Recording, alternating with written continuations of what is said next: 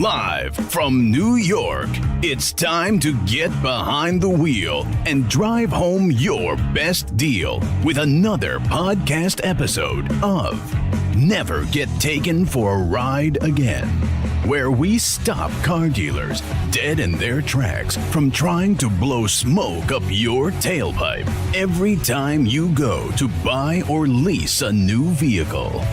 Now, your host, professional car buying expert, and the car buyer's advocate, Paul Maloney.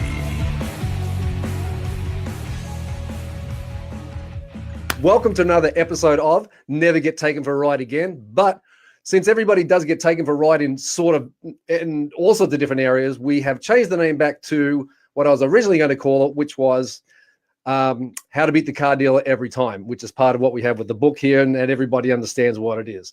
So that's the new. It's actually not the new. It's actually the old new. Tonight we're going to go over the 10 top mistakes car buyers make every time they go to the dealership. They're not in any particular order, because they can happen in any particular order when you go there, whether you go for a test drive, whether you come back, you go online, or whatever the case may be.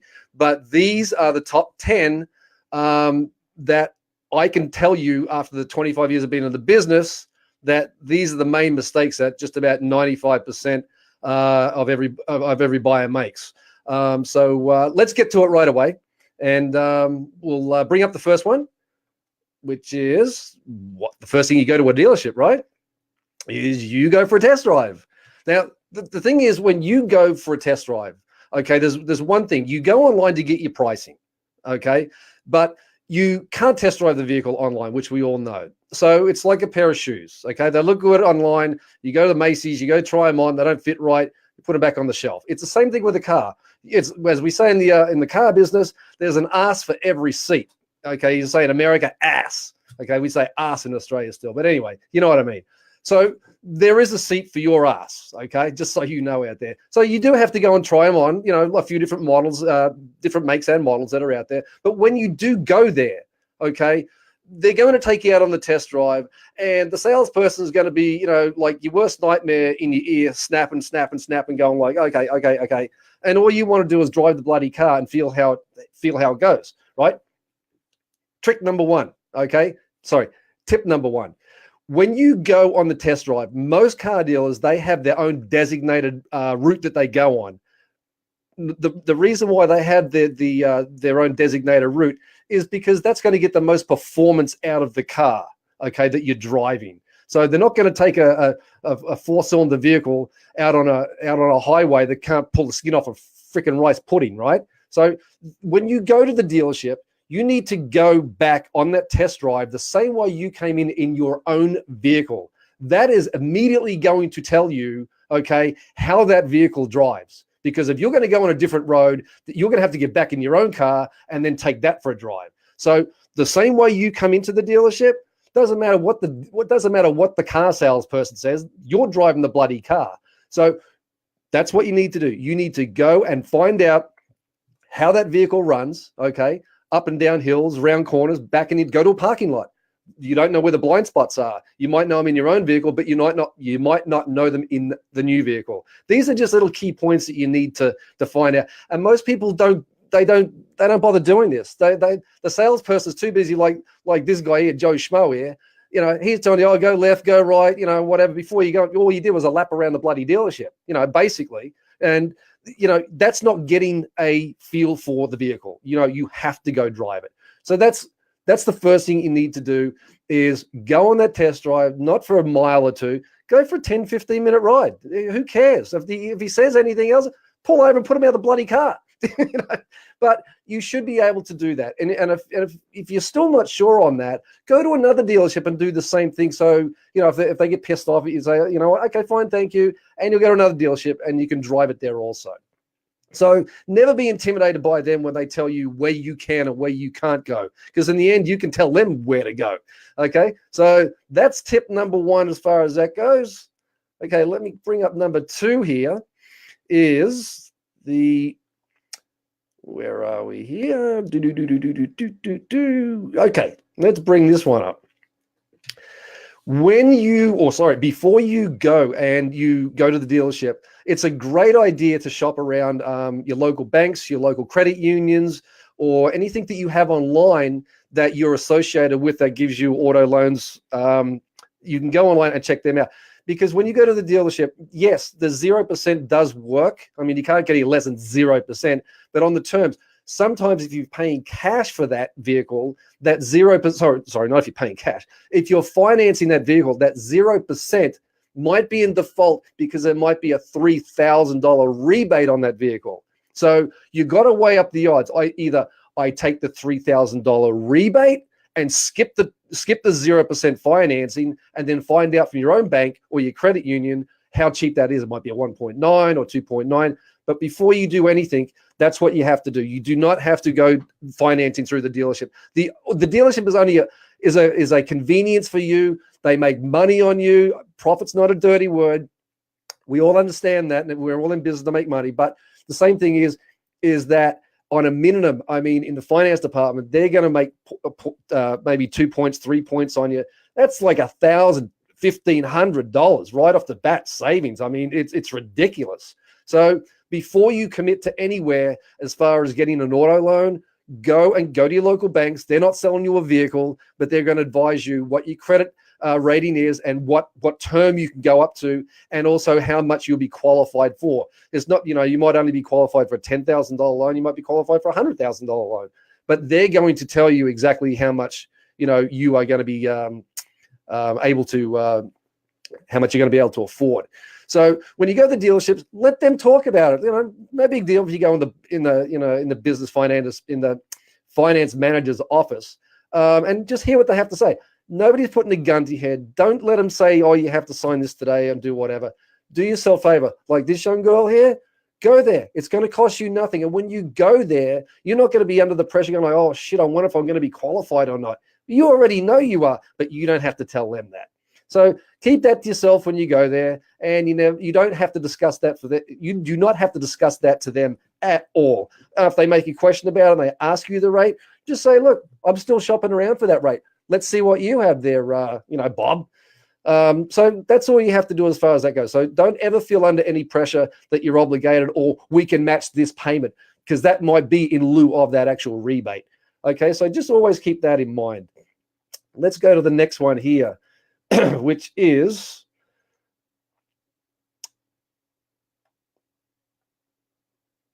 give me 1 second. Okay. Here's one of the biggest, okay, is that don't get emotionally involved with a vehicle. When you go and test drive that vehicle, okay, you go there, you drive that vehicle. When you come back, you turn that engine off, turn your emotion off with it, okay? Because now you're going back inside and you're logically going to go over the numbers with that salesperson. If you take that time to go out, unless you're just going to run to your car, which you don't really want to do that. You want to go in and hear what they say. You took the time out to go in there and drive it, at least hear what they have to say. If you're armed with all the right tools, which you can get in this in the download here, I'll go over in a little bit later. You have nothing to fear because you have your own private little negotiator in your pocket. So if you're asking the right questions, is going to predetermine the outcome of, or if you're going to buy the vehicle right there and then, and they're going to send you home in it. Believe me, you don't want to do that, because if that does happen, this is going to happen to you. Right here, let me bring this one up. Who's been at home and felt like this afterward and said, honey, what the hell did we just bloody do? Crikeys, I can't believe. How much is it? Yeah, well, you were too busy, looking at the vehicle, looking at how great it feels and everything else.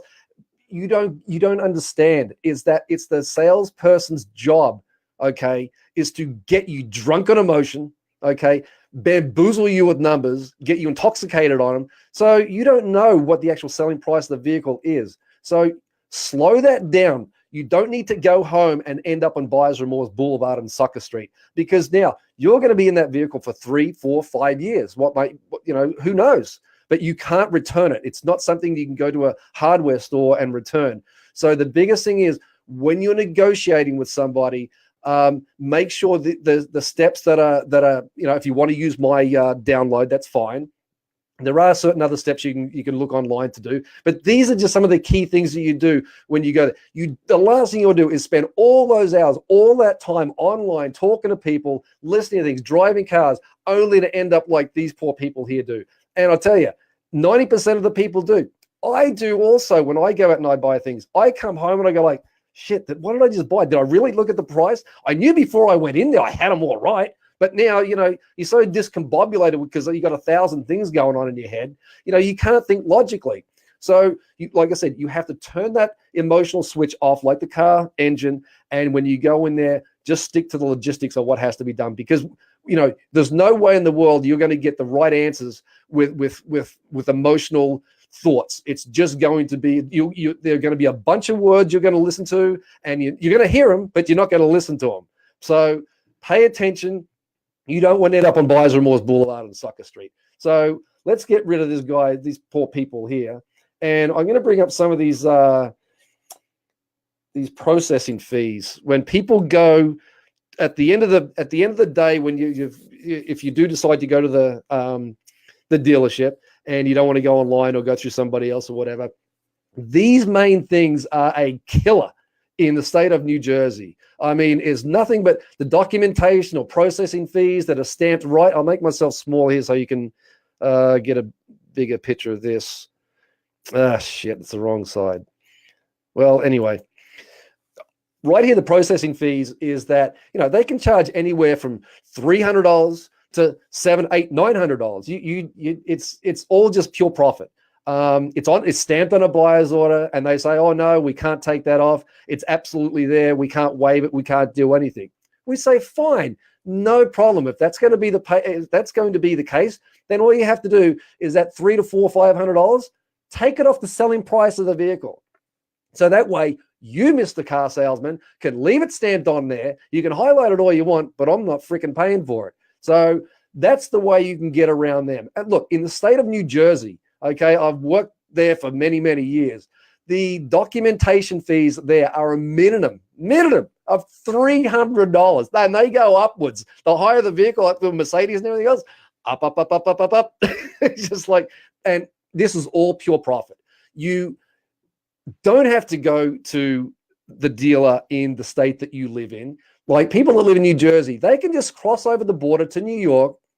In the state of New York, they cap you on how much of a documentation fee can be, which is only $75. And that's the normal right across the board for just about, most places. In the state of New York, they can't charge any more for that. It's illegal. So for the people that live in New Jersey, just before you decide to buy the car in in New Jersey, hop over the border to New York and just say, or even call them on the phone and say, by the way, what are your documentation fees or your processing fees or your bullshit fees that you charge at the end? They know what they're talking about. So you don't have to pay for those fees. And if they say it's not there, we'll waive those.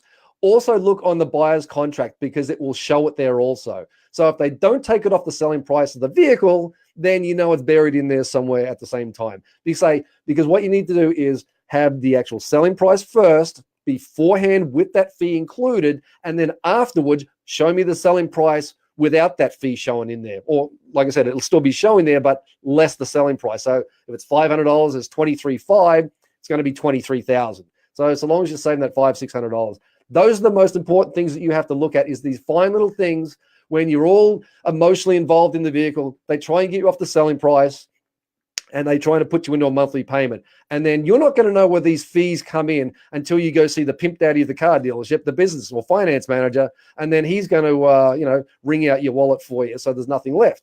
So these little things here, it's take a picture of it. You can go online. I'm sure you can find them there somewhere. But do not pay for these fees. It is just pure profit and pure bullshit.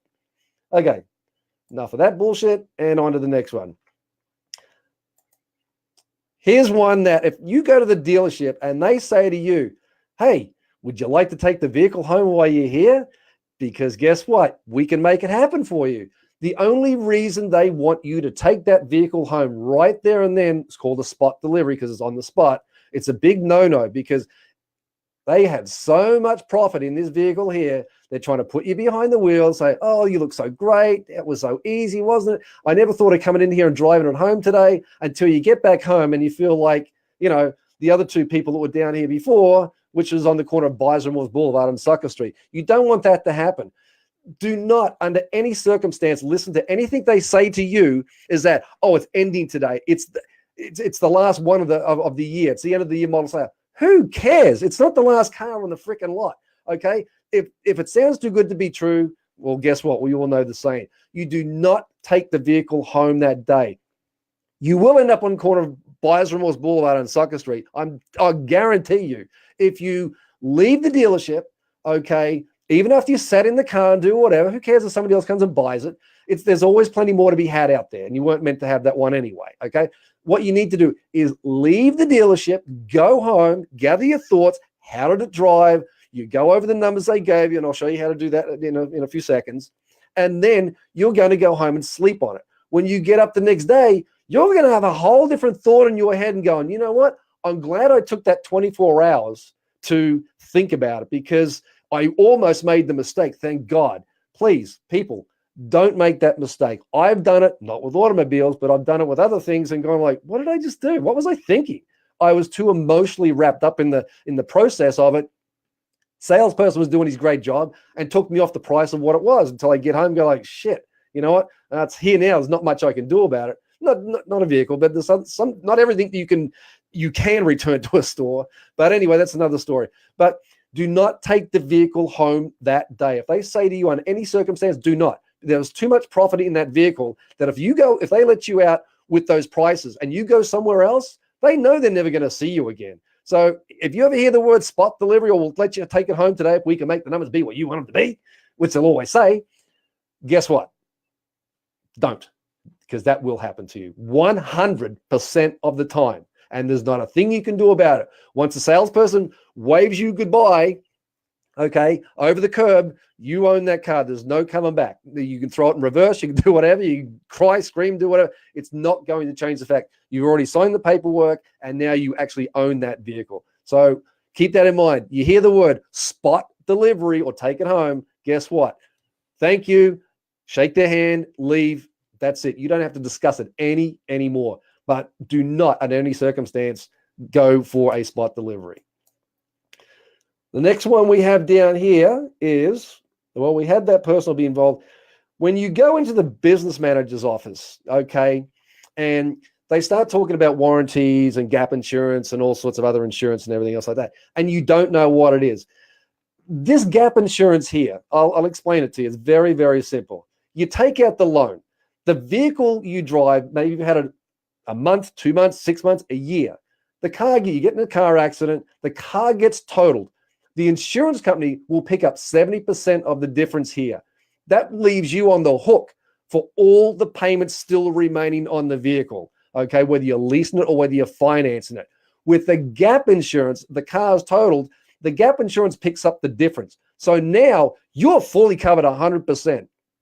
I think just about every franchise in New York State, bar Toyota, give you the gap insurance. You have to check in your other lower 48 states. I'm not sure what they are. They're all different, but most of them come with gap insurance. You cannot, I see things on the internet that says, yes, you can go online and you can buy your gap insurance for $30 here, $40 there. Go call your local insurance company. They will not do that. I guarantee you. You can ask them, and if you find one that does, let me know, because I'd like to call those people up and have a word with them and see how they're doing it, because they don't want to be bothered with it. But when you do go and you do get gap insurance, like, I drive a Toyota Highlander, but Toyotas are one of the only ones that don't have the gap insurance. I automatically take the gap insurance with it, because I know I don't want to be on the hook for something like that. You'd be like, oh yeah, no worries, mate, should be okay, until you have that accident. Then you go, oh crikeys, I should have took that gap insurance. But the thing is, gap insurance, if you're paying any more than like $195, $200 max, then guess what? You're getting ripped off, because they will charge you sometimes up to, if you're really asleep, okay, they'll charge you $500, $600, $700, $800, $9. They will also tell you, oh yes, it's included. We put it in the monthly payment for you. You're still not going to know how much that gap insurance was. So you ask them beforehand, what's my monthly payment before the gap insurance? So you can see the difference, so they're not going to bury it in there for you. But getting back to the gap insurance here, 70% of it will be covered by the insurance companies. The other 30%, 60, 40, whatever the case may be, you're totally on the hook for that. So is gap insurance worth it? 100%. Is it worth that stupid price you're going to pay for it? No. Can you always bargain and work with that also? Yes. Exactly like you did with that disposition. Oh, sorry, not the disposition fee, the documentation fee. Say, great. If it's going to be $800, I'm not paying that. I only want to pay $300 or $200 for it. Say, then, okay, take it off the selling price of the vehicle and show them that way. The gap insurance, like I said, in the state of New York, they come standard, and some are not. But always ask, okay? If they have to, they always have to send you a non-disclosure form to say, like, I decline the gap insurance because, God forbid, if you do go to if you do have a car accident and you go to your lawyer and they say, well, did they offer you gap insurance? Well, no, they didn't. Did you sign a disclosure? Oh, no. Well, guess what? Now the dealership is on the hook for that, not you, because by law, they are supposed to disclose that to you. So is gap insurance good for you? Absolutely. Let's get off of that one. And here's one of the biggest scams that there is. I mean, this is ridiculous. There is not a single insurance agent, law enforcement, or anybody else that worries about this window. Oh, my car was stolen, but the windows were etched. Who cares? I mean, that means nothing. They say you're going to get a discount in your car insurance. Bullshit. Whatever, anything that has to do with window etching, not interested. It is just 100% scam. All it is that it's an acid wash that goes on there. It's a little sticker about 6 inches long, and they put it on there, and you peel it off, and it's done. It's etched in the glass for anybody that knows what etching is, which is this little number here. You've probably seen them, and they put them on all the windows on your vehicle, the windshield, the rear, and all the 4 doors. Do not, under any circumstance, take that. Now, the other thing is when you go to dealerships, they will sometimes have this on the vehicle already, and they say, you know what? Listen, Mary, Bob, we can't take that off the vehicle. It's already on there. It's already stamped on there, like that processing fee. I don't care. Nobody can make you buy that. Okay. So like I said, again, here's another thing you say, okay, I don't want it. You can leave it on the buyer's order all you want, but take it off the selling price of the vehicle so I know I'm not paying for it. This is just one of the biggest bullshit things that is known in the car industry. It costs $12. And they can charge up to like $800 for stuff like that. You can also go back and cancel that at any time. If you have bought that gap insurance on the brain. If you have bought any of the window etching, you can go back and you can get your money back with that. So if somebody tells you anything with insurance or whatever, look, even insurance companies go, oh, does it have window etching? Oh, yeah. This is bullshit. I mean, trust me, I have plenty of people who work in insurance companies. They laugh when they hear that.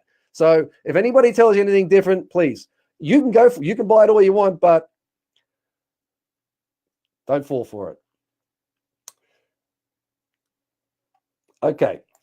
Here's what everybody should be doing that they don't do is that when you go into a dealership, you want to find out what the MSRP is, or the window sticker price, not the price that's up here, okay, before the accessories, because some vehicles might come with some accessories on it and they're listed down here below.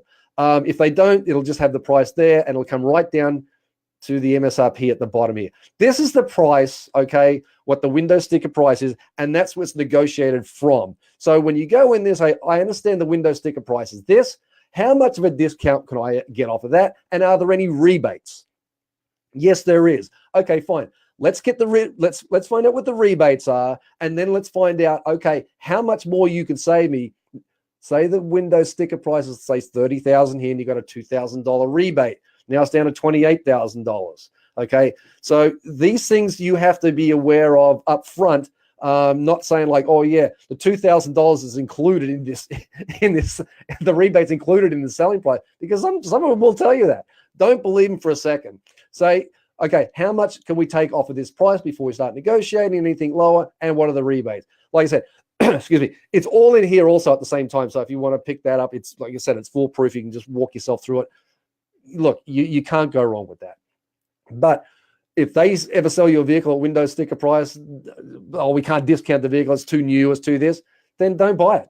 It's just ridiculous because, in 6 months, not even 6 months time, you're going to lose 25% of the value right off the first 12 months off of that.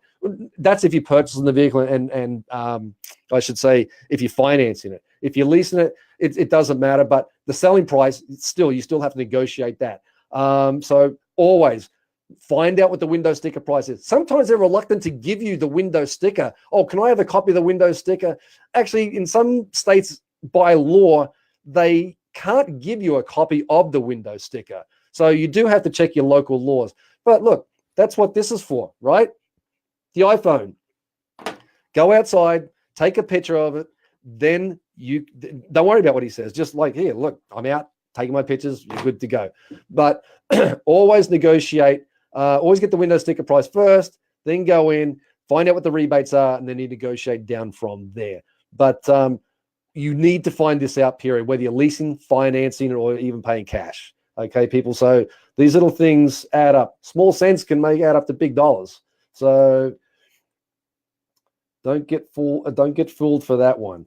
What is the other ones that we have here? I forgot how many we've gone through now. I've been racing through these. We did the scams on the we did the test drive, the big no-no, buyer's remorse. And like I said, don't do this. Don't get emotionally involved. I mean, we all do when we go there, but that's when you're most vulnerable. Okay. And salespeople know that. I mean, it's their job to play on your emotions. It's like when you go to a resort, they're showering you with everything, all the petals, the rose petals on the bed and make you feel all sort. It's the same thing when you go to the car dealership. It's on the showroom floor. It's jacked up with all these freaking accessories on there that nobody wants. And it's so shiny. Oh, we can give you this one right on the showroom floor. What a bargain. And then you have this poor guy, he's putting his I'm not going to say it. Anyway, but don't get emotionally involved in the vehicles. It will cost you money. Let me see here. Okay. So I'll keep it short and sweet tonight. Those are the main things that you need to look for. One, when you go in, test drive the vehicle, make sure you go on your own route. Okay. When you go there, when you come back, if you do decide to discuss the numbers, which you should when you're there, because look, you've taken the time out to do the research. You should have anyway. You're not just going to wake up one day and say, I'm going to buy a car. There's a reason behind that. The logics, it's for certain reasons.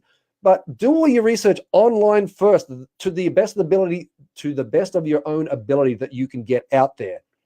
So then when you do go back in, you're prepared with the salesperson to sit down at the desk and say, okay, Bob, let me have it. What's the deal here? And you ask them the right questions and, hopefully they'll give you the right answers. If they don't, you just simply get up and you shake their hand and you walk away and you go to another dealership asking the identical same questions. Now, here's what you do.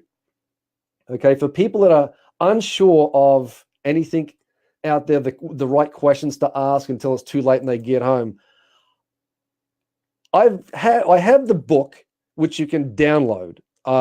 It's $10, or you can get the ebook. The ebook is an ebook app. So when you go there, it will automatically tell you. Okay, you don't have to be guessing this, getting that. Say, honey, did we get the right stuff? Did we get all the right information? It tells you right here. I'm just going to bring this one down. Wish I had a bigger screen. It tells you right here exactly what to do. So you can negotiate. Okay, when you're sitting down with Bob the car salesman, right, ready to bend you over the bumper bar, you can ask these simple questions. And if they don't answer those questions, then don't say anything else. It's the salesperson's job to answer any questions that you have. If they don't answer those questions, there's a good chance and a good reason why they don't want to tell you is because they're burying it somewhere in the back end, or they don't want to disclose the price until you get into the pimp daddy's office, and then he starts disclosing things to you. Oh, your warranties, you need this, you need that. You don't. Just follow these simple little tabs that you go down, and one by one you go down. At the end, instead of asking the salesperson for his quote that's on the piece of paper, with the disappearing ink. Say, listen, keep those, Bob. I've got all the numbers I need right here. And you have. That's all you need to know. Then you leave the dealership. And I tell people after that, I said, look, go to our website, download. You can get a car price check through us by just simply downloading this from here, taking a screenshot, I should say, and then you email it into us and we check it out for you. What you're going to get is a full disclosure dealer's report that they don't want to give you, because if they found out that you have that, then guess what? They got no foot to stand on, because now they're open. It's open season on the car salesman, not you anymore, and your wallet. So when you do get a car price check, what we do for you is give you that full disclosure report. And then from there, we'll show you exactly, look, here's how much the vehicle cost them, real invoice, real rebate set from the manufacturer to the dealer that you don't ever see, and the rates that you never see and they don't have to disclose, because there's nowhere online that you can go and you can just dial in those numbers and check them out. If you think you're relying on these stupid certificates from these car telemarketers, don't believe it, because they're only in cahoots with them, and they get paid on the back end from, having to give your information to the dealership. So you go in there and then they get paid on the back end at $300 to $500. Like, I don't need to tell them. There's so many of them out there.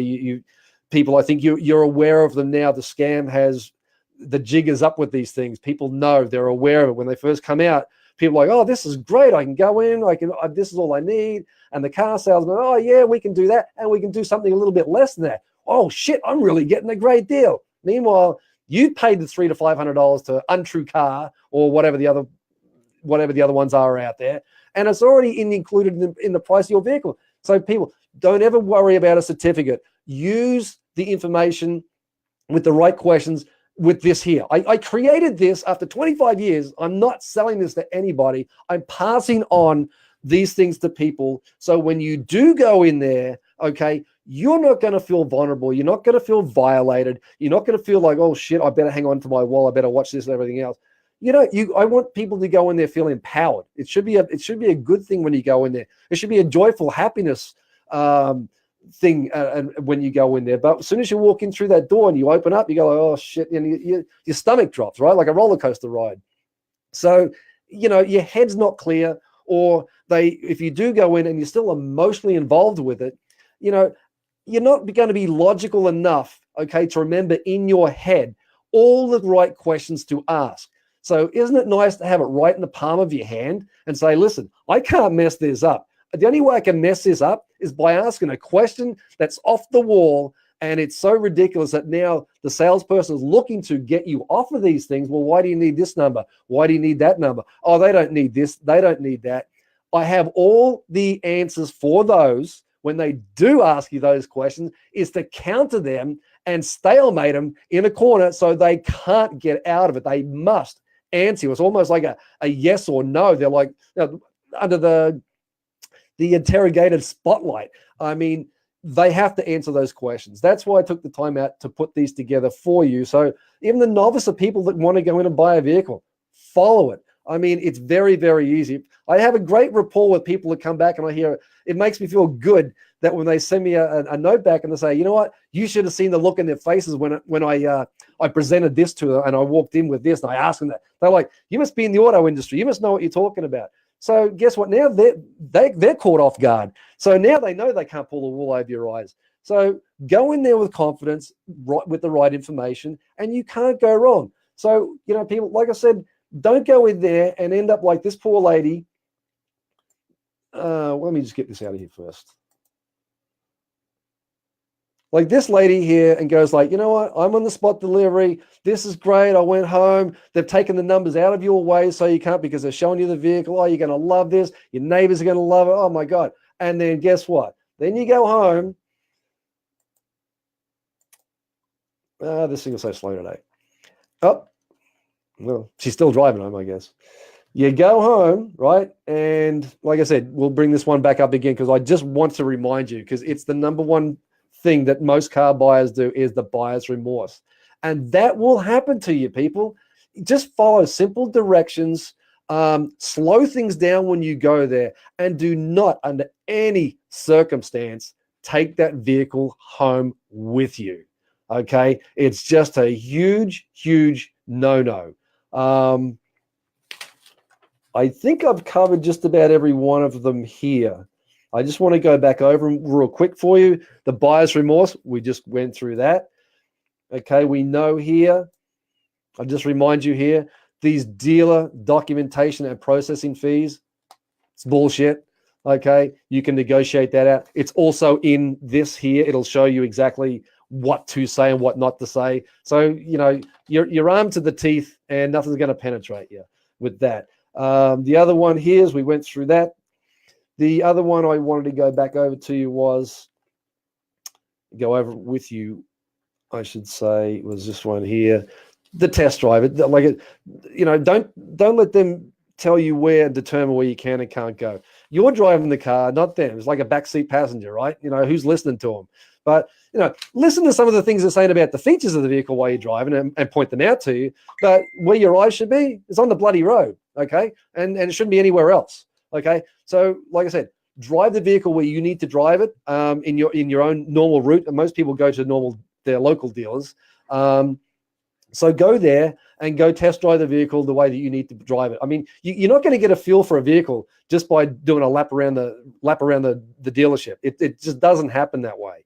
Okay, it's when you get home, they've called me up in some companies and said, you know what, Paul, we didn't know what we're thinking. We're driving the car. I said, well, did you drive it in the show? No, we didn't. That's what'll happen to you. So, you know, make sure you drive it first so you won't end up regretting it later, ending up in the corner of that Buyer's Remorse Boulevard and Sucker Street. I don't think I went over this one for you with the trade-ins. This is a biggie also. Okay. When you go to get your vehicle appraised, you can go online. Kelley Blue Book is a thing that all dealerships use. They've been around forever to appraise your vehicle. Now, at the dealerships, Kelley Blue Book is only going to give you what the retail value of that vehicle trade-in is, and then it'll also show you what it should say for estimated miles and what it's worth should you trade that vehicle in. But guess what? No car dealership is going to appraise your vehicle using Kelley Blue Book. Everybody has on the East Coast here, they have a thing. It's another thing called GALDS. It's not available to the public. It's only available to the dealers. And they will tell you the difference between Kelley Blue Book and the GALS, which is wholesale, or the trading value of the vehicle, that's all you're really going to get, people. You can't go into a car dealership and say, look, I want to buy your car at well, you can, but it ain't going to happen. Go in there, buy the vehicle at invoice, and then want full-blown retail on your vehicle. It just doesn't happen. Okay, so when they're discounting the vehicle, they're also going to be discounting your trade-in at the same time. So, you know, I know you might be emotionally attached to it. It might be a 2012 Lexus or whatever, but with 20,000 miles on it. But guess what? When they look it up, they don't care. All they're looking at is what the value is and the return that they're going to get out of it should they, you know, have to buy the vehicle, because they have to then send that vehicle through the service department, spend money on it to get it roadworthy, and sometimes with the certification, that costs them. So they have to put their money back in there also. So don't blame the car dealer on that much, on that too much, because you know what? They do have, otherwise, when you do go in to buy a vehicle and sometimes you can't afford a new one and you look at a pre-owned, don't you want to know that they actually went through the vehicle and inspected it and did the searches if something is wrong with the vehicle? So when you do purchase that vehicle, in theory, they're actually running the vehicle through the system, so it is roadworthy and it's going to pass inspection. So just be careful with that. When you go in and ask for your vehicle trade-in, don't go asking for what retail value is, because you're just going to get laughed at. The two things here, it's a twofold. When you trade in your vehicle, there's a tax advantage. When you purchase the vehicle, it's going to be the selling price of the vehicle, okay? Then it's going to have the trade-in underneath that, and then that taxable amount is going to be taxed from that. So if you didn't have a trade-in and the vehicle was $20,000, you're going to be paying the tax on the $20,000. Plus, of course, if there's some rebates on top of that, you pay the tax on the rebates also. But what happens is if the vehicle's $20,000 and you have a $10,000 trade-in, well, guess what? Now you're only paying the tax on the $10,000. So, $10,000, the average is like $800, per 10,000. So you can save yourself what you're not going to get on retail. You're going to end up making up on the tax on the other end. So I know you might want $12,000 for your trade-in. They're only going to offer you maybe 9 or 10 or whatever, but take into the account what you're going to be saving on the taxes at the same time. Weigh up both odds at the same time to see which is more feasible. But look, if you think your car's worth so much and you love that car, well, then you be the car salesperson. You put your hat on.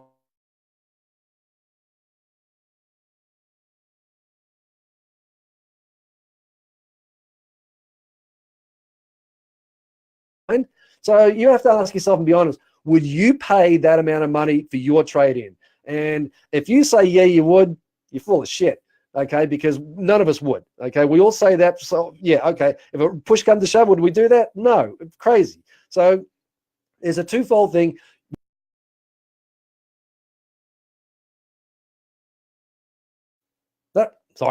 You can go in there and you can get the pricing from the for the trade-in. Then like I said, you don't buy anything right there and then. You leave.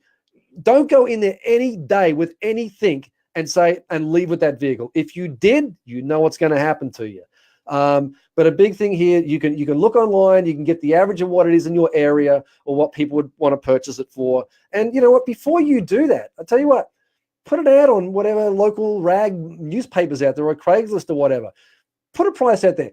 Get a taste of what people wanted to buy that vehicle for. If nobody is answering your ad, well, guess what? You're asking too much for that vehicle, which you are in the first place, but it's going to give you an idea. So when you go in and you negotiate that price with the salesperson, he's going to look at you and go like, what are they, stupid?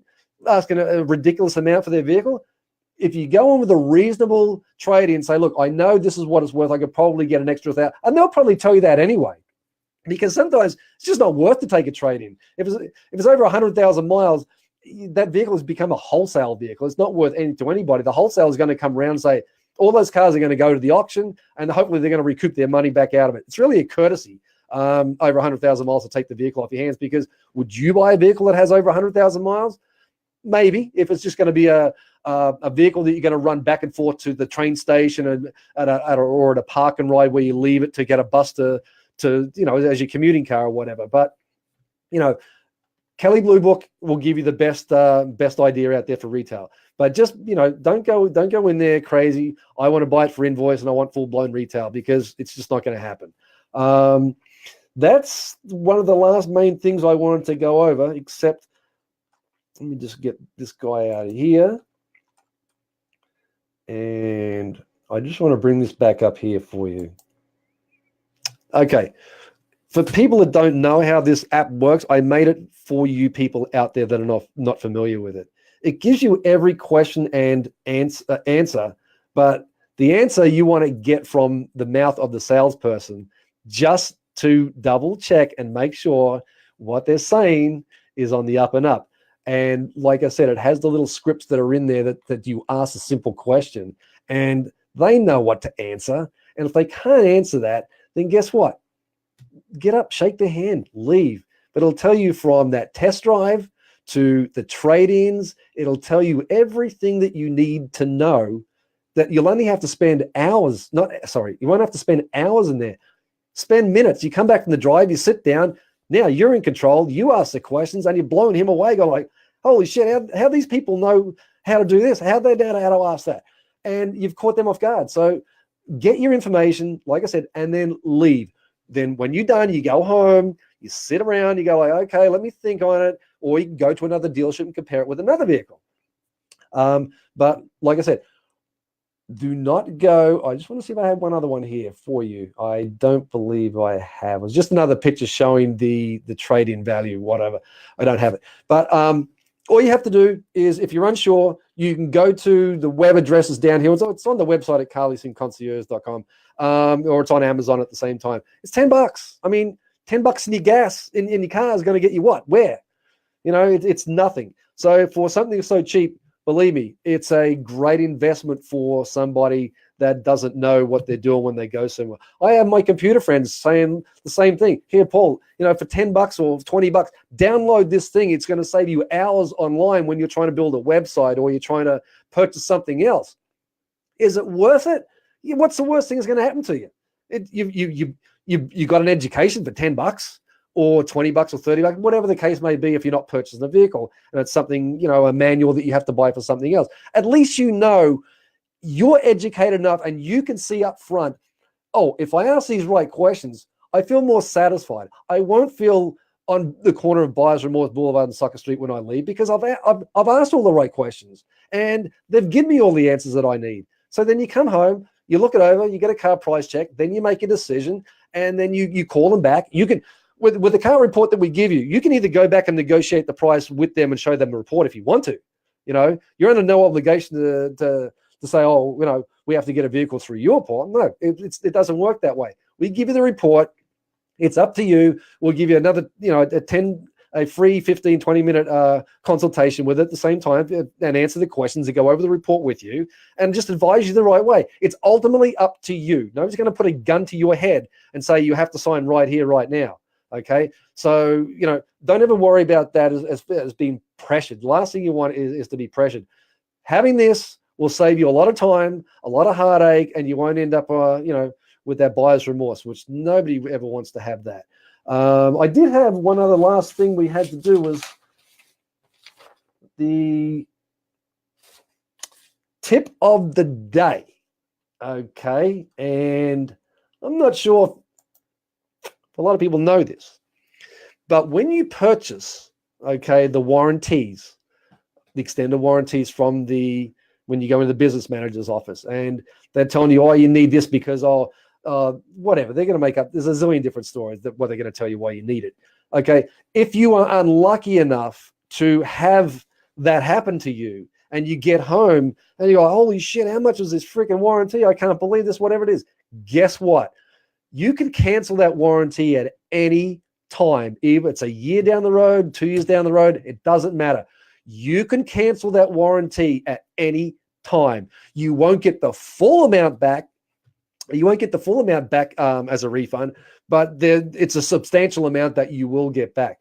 So, if somebody says to you, you can't take this back or, it's in there, so it's bullshit. Okay. You can absolutely take that back at any time. So any of you people out there listening now and saying like, holy shit, I have this warranty. I wish I never bought it. Well, guess what?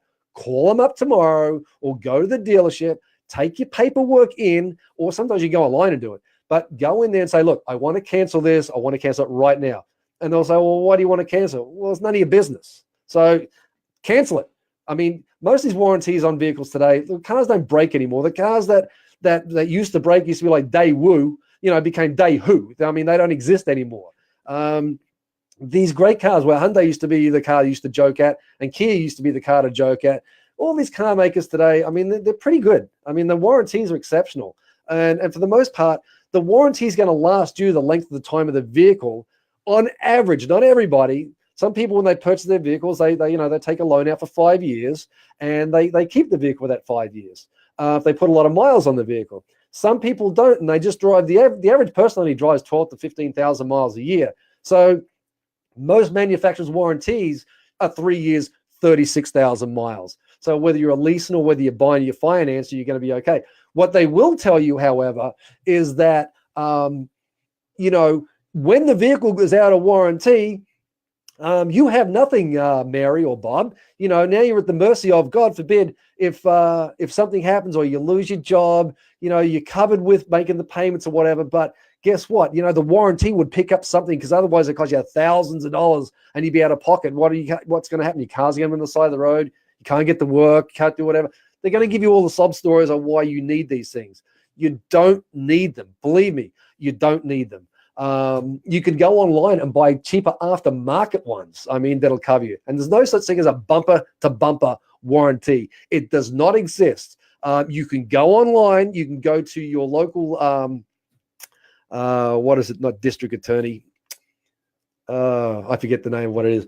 Anyway, they have a whole listing in for every state of what under the legal laws of what they can and they cannot say to you when you're actually purchasing these things, and fluff it up to make like, oh, everything is covered on there, because it is absolutely not.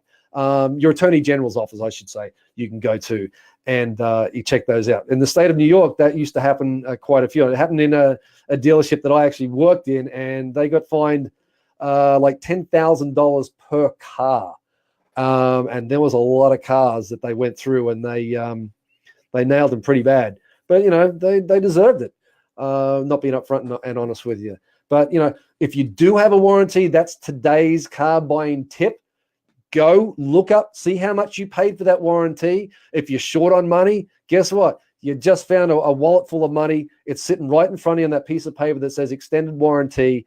Go in there, call them up, and you can absolutely cancel that at any time whatsoever. Do not listen to what they're saying to you as far as, oh, you can't do this, you can't do that.